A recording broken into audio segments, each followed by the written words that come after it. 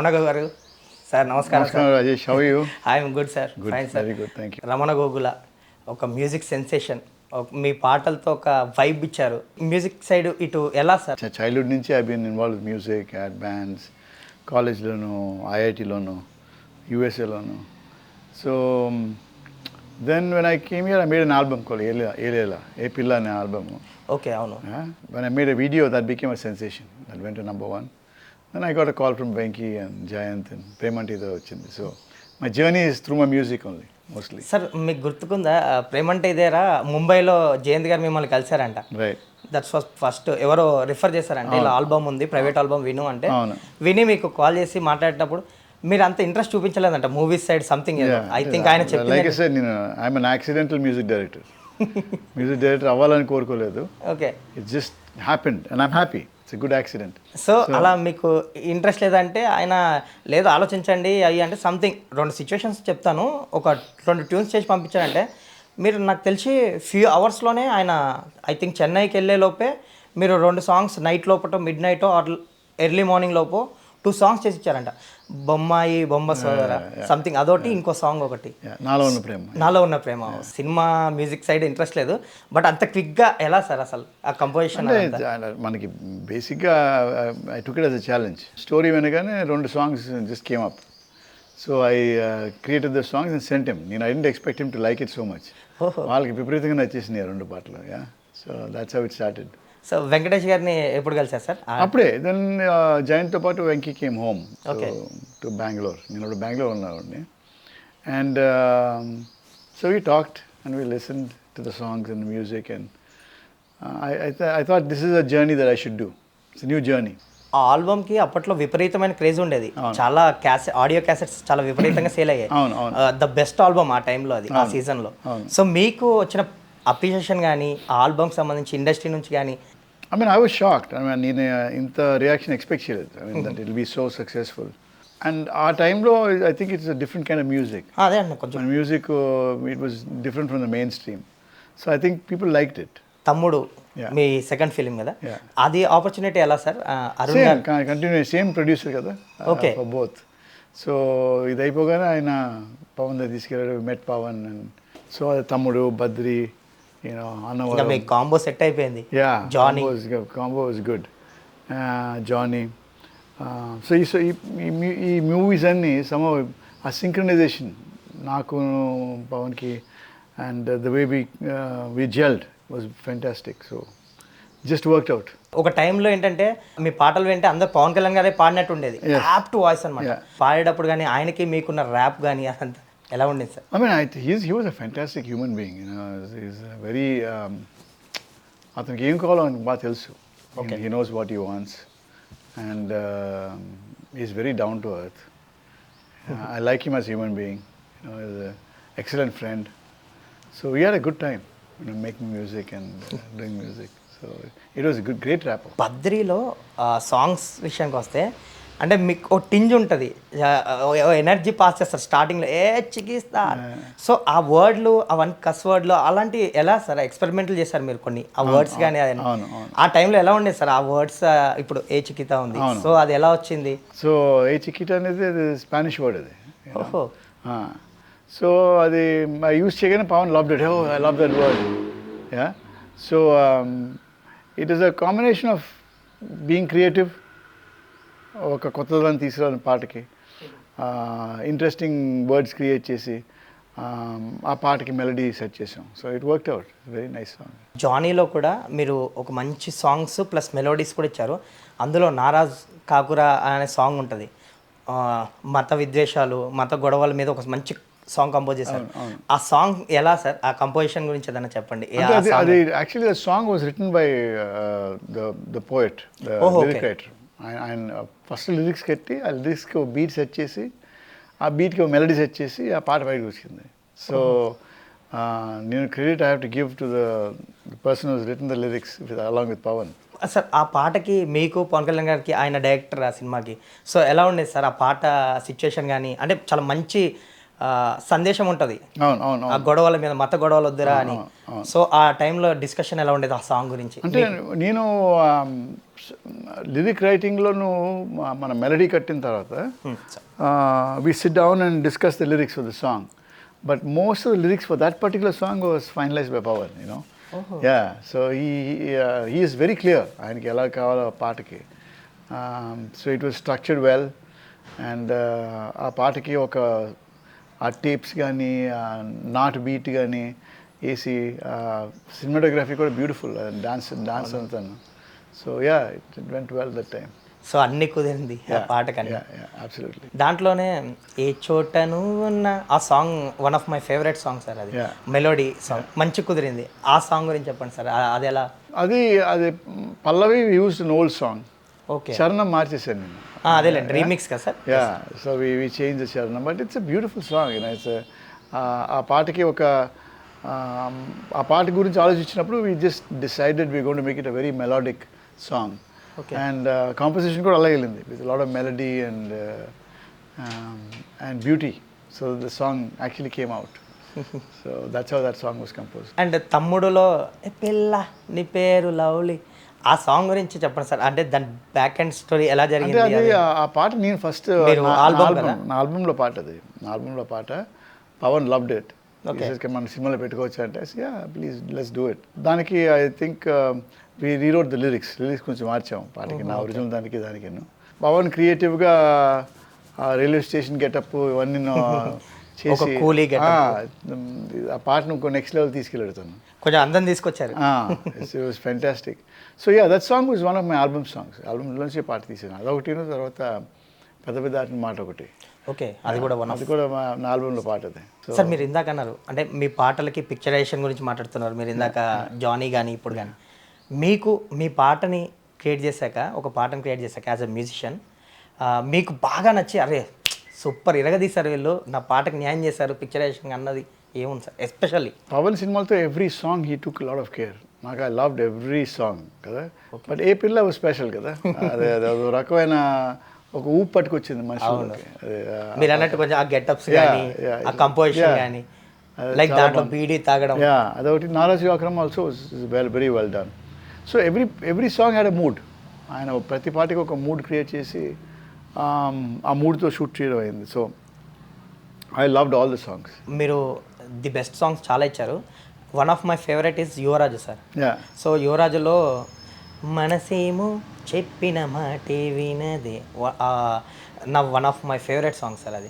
So ఆ album గురించి చెప్పండి. అది చాలా మంచి మెలోడీస్ ఉంటాయి, సంథింగ్ చాలా ఫాస్ట్ బీట్స్ ఉంటాయి, వెస్టర్న్ మ్యూజిక్ ఉంటుంది, అన్నీ కలగలిపిన ఆల్బమ్ అది. Like it's very good album. నాకు యువరాజు బాగా నచ్చిన ఆల్బమ్ అది.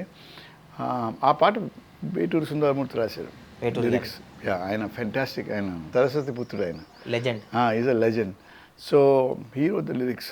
ఆ మెలడీ కూడా I think it worked out really well. ఆయన లిరిక్స్కి, ఆ మెలడీకి, ఆ పిక్చరైజేషన్కి ఆ పాట it's really one of my favourite songs. ఆ ఆల్బమ్కి అంతా వేటూరి గారే సార్?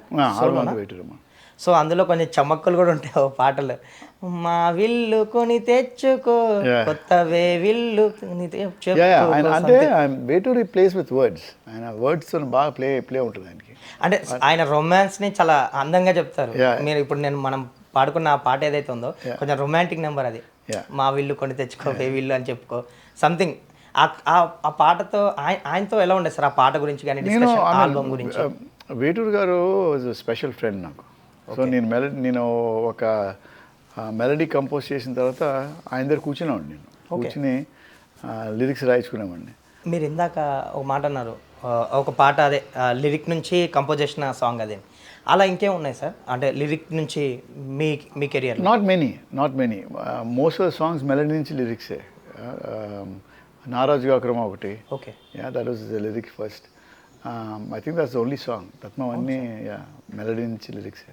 బేసిక్గా అంటే అప్పటి మ్యూజిక్కి ఇప్పటి మ్యూజిక్కి చాలా డ్రాస్టిక్ చేంజ్ కనిపిస్తుంది మీరు. బట్ అప్పుడే కొంచెం అడ్వాన్స్డ్గా ఇప్పుడున్న ట్రెండీ సాంగ్స్ ఏదో అప్పుడే ఇచ్చేసారు అనిపిస్తుంది మాకైతే ట్రూలీ. అంటే మీ మ్యూజిషియన్స్ కానీ అది నాకు తెలిసి ఇన్స్ట్రుమెంట్స్ అందరూ వాడే ఇన్స్ట్రుమెంట్స్, బట్ మీరు కొత్తగా చూపించారు. ఆ సౌండింగే కొత్త వైబ్ క్రియేట్ చేసింది ట్రెండీ సాంగ్.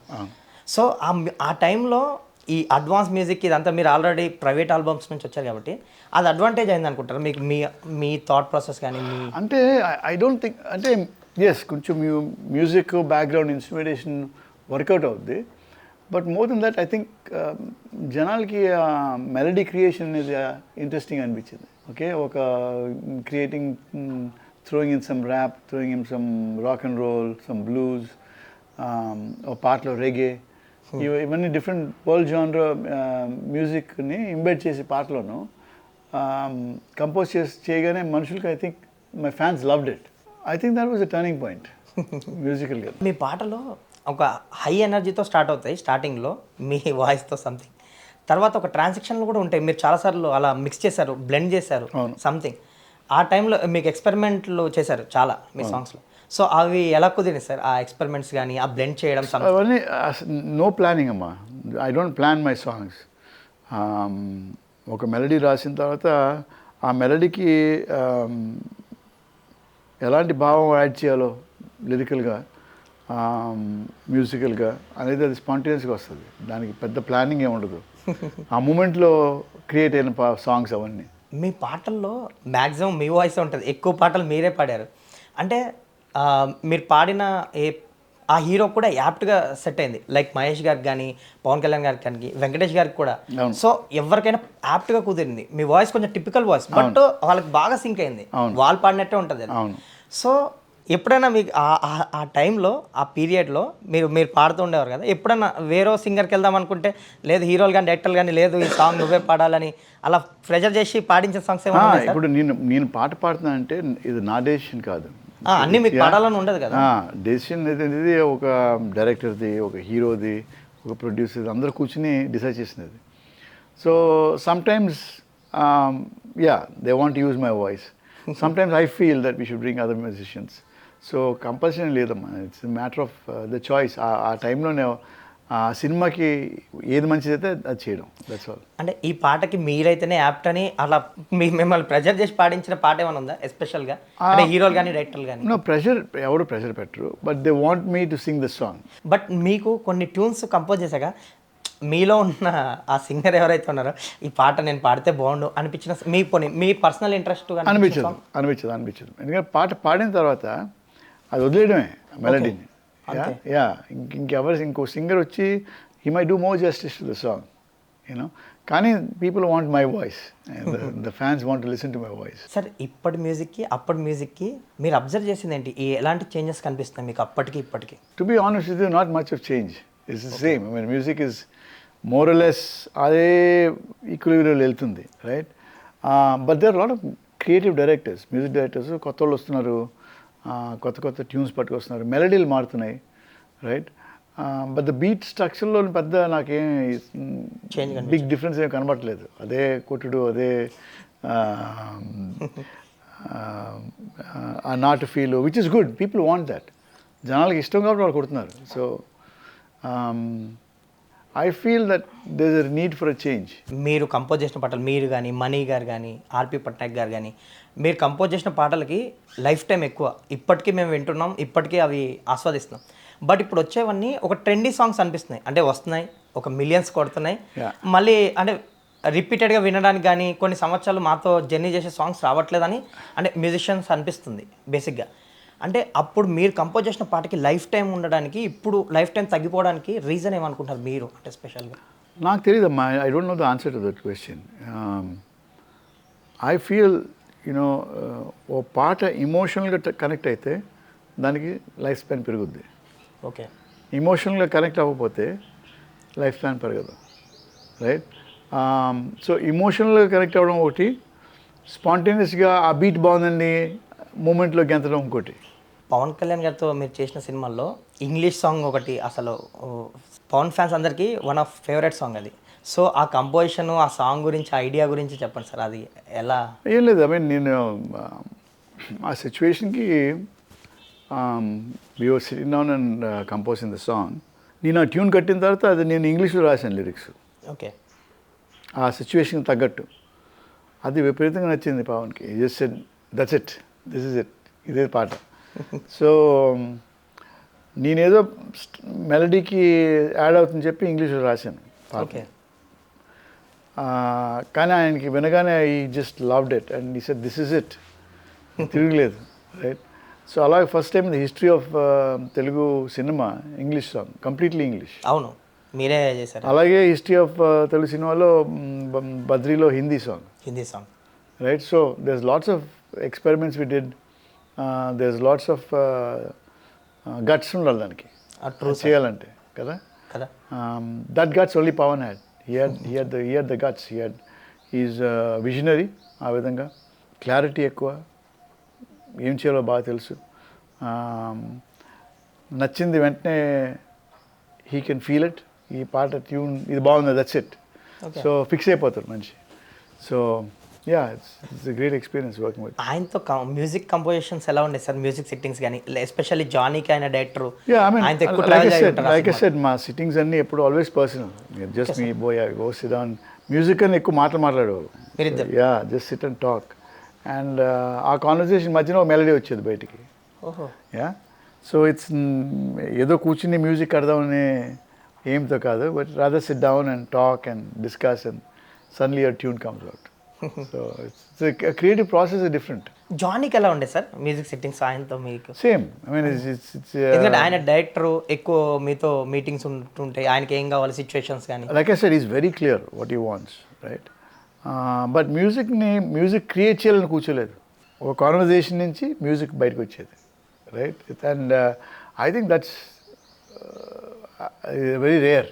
ఇప్పుడు మ్యూజిక్ అంటే కూర్చుని తబలాలు, గిటార్లు, పాటలు, మెలడీలు ఇవన్నీ కడుతూ ఉంటారు. మనకి అలా లేదు.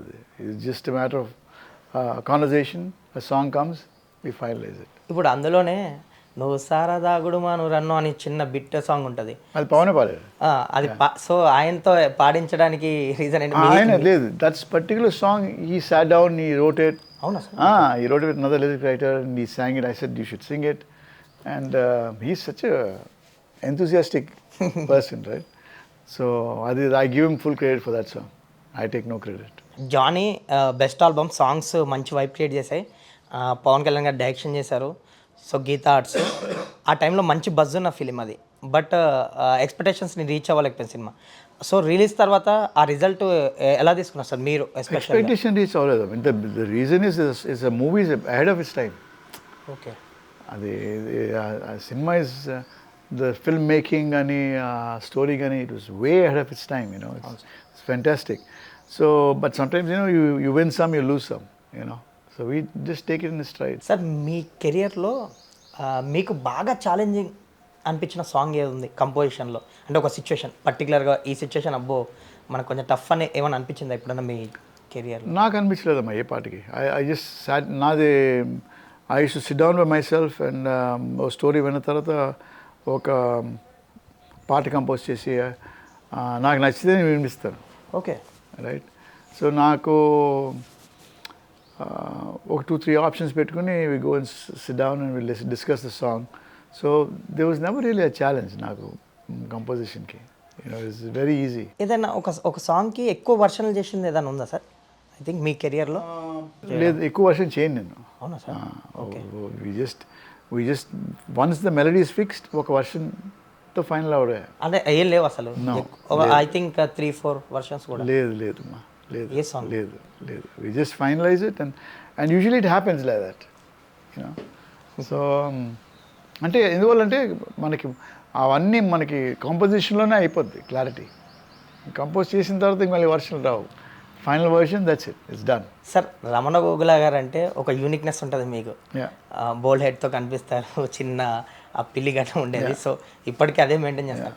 సో మీ గుండు వెనకాల ఒక సీక్రెట్ ఉందని ఒక this is something I like, this is my style, this is and my wife likes it. So I think me love marriage, me love story కూడా చాలా ఇంట్రెస్టింగ్ అని కొంతమంది చెప్పారు. మీ సరౌండింగ్ మీ ఫ్రెండ్స్ కానీ, జయంత్ గారు లైక్ చాలామంది బెంగళూరులో మీరు.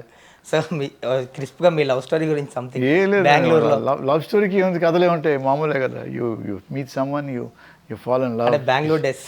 అదే, she's a great person. I met her in Bengaluru and we fell in love and that's it, we got married and that's what it is. ఆ టైంలో ఆ లవ్లో ఉన్నప్పుడు సూపర్ కంపోజ్ చేసిన సాంగ్స్ ఏమైనా గుర్తున్నాయి సార్ మీకు? అంటే ఆ హైలో మీరు ఫీల్ అయ్యి అప్పుడు ప్రేమ టీజర్లో ఉన్నాం. ఓహో, okay. So First cinema. I think maybe she was inspiration for some of the songs you know. నాలో ఉన్న ప్రేమ కావచ్చు. యా అవ్వచ్చు.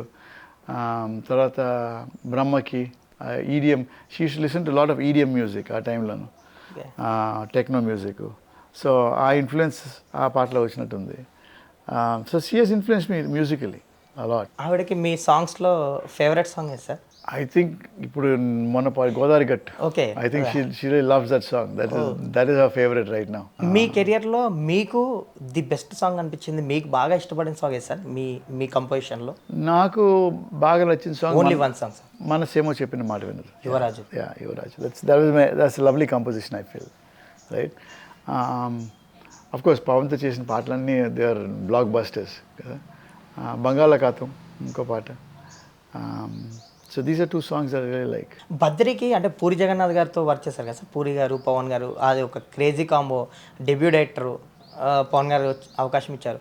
సో పూరి గారితో ఆ కంపోజిషన్స్ ఎలా ఉండేవి సార్ ఆయనతో? బాగుంటాయి. He was also very creative person కదా. తను కూడా క్లారిటీ బాగా ఉండేది సినిమాలో పాటలు ఏం కావాలని. So we used to sit down, discuss the songs and do the music. So it was a pleasant experience, మంచి ఎక్స్పీరియన్స్. ఇప్పుడు కంబ్యాక్ విషయంకి వస్తే గోదావరి గట్టు సాంగ్ పాడారు, అనిల్ గారు నాకు తెలిసి పిక్ చేసుకొని ఉంటారు. సో ఆ సాంగ్ ఆపర్చునిటీ వచ్చినప్పుడు మీరేంటి చాలా గ్యాప్ తీసుకున్నారు, అది వచ్చినప్పుడు మీ ఫీలింగ్ ఏంటి? పాట పాడాలి నార్మల్లీ నేను ఐ వర్క్ అబ్రాడ్ కదా, work in India and US. So I was busy with my work. ఈ పాట రాగానే I somehow felt, వెంకీతో 23 years అయింది ప్రేమ టీజర్ తర్వాత. So and Venky is also friend, so I felt maybe I should just do this. ఈ ఒక్క పాట సరదాగా చేస్తే ఎలా ఉంటుందని.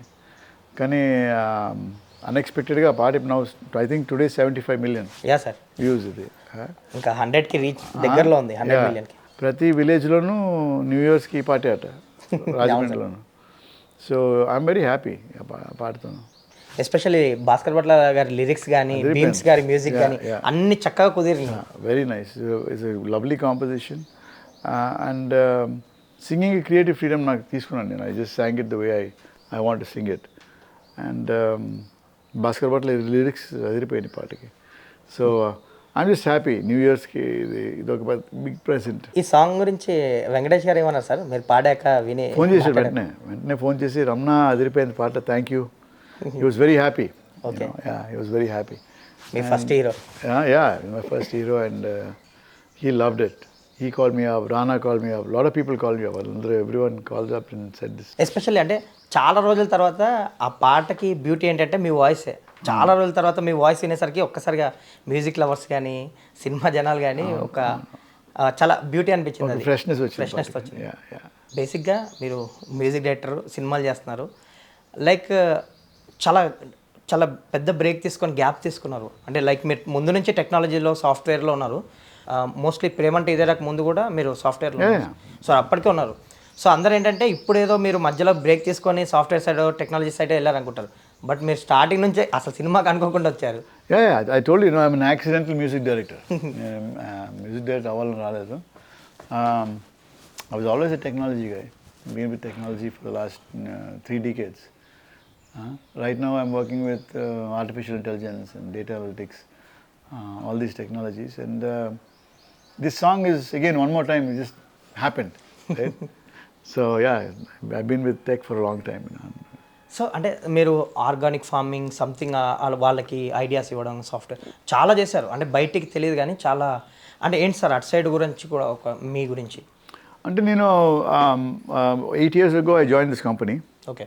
Stanley Black & Decker అని చెప్పి, ఇట్స్ US firm. వాళ్ళకి I design solar pumps for them. Okay.